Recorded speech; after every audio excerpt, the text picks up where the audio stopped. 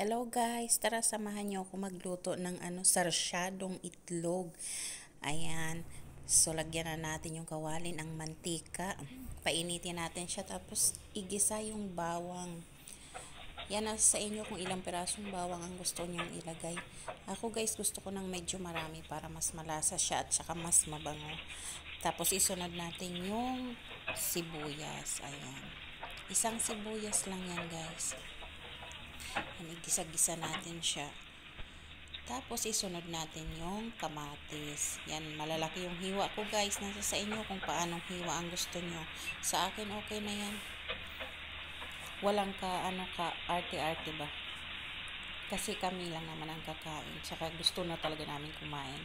Ayan, so nilagyan ko siya ng sili. Nasa sa inyo kung gusto nyo lagyan ng sili at saka ng paminta. Ayan, ihalo-halo lang po natin siya. Ayan, halo-halo lang.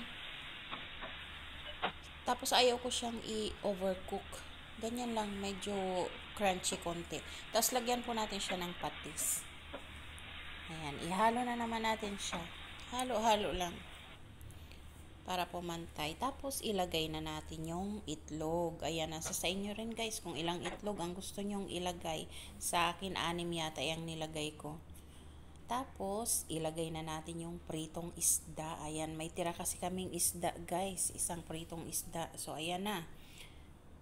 Pati yung isang ulo, isinama ko na guys. Kasi sayang naman. Pampalasa pa. Ayan. Yan, ihalo-halo lang natin siya guys. Ganyan lang. Simpleng-simple lang, 'di ba? Oh, kung nag-crave ka ng sarsyadong itlog, 'yan ang gawin mo, guys. O, tapos lagyan lang natin siya ng green onion. Ayan, gustong-gusto ko 'yan. Ayoko ng overcook. Gusto ko medyo malutong-lutong siya kapag minuya, guys. So, ayan, tapos na, guys. Ganyan lang magluto ng sarsyadong itlog. Very easy. Ayan, sige na. Kainan na tayo. Salamat. Bye-bye.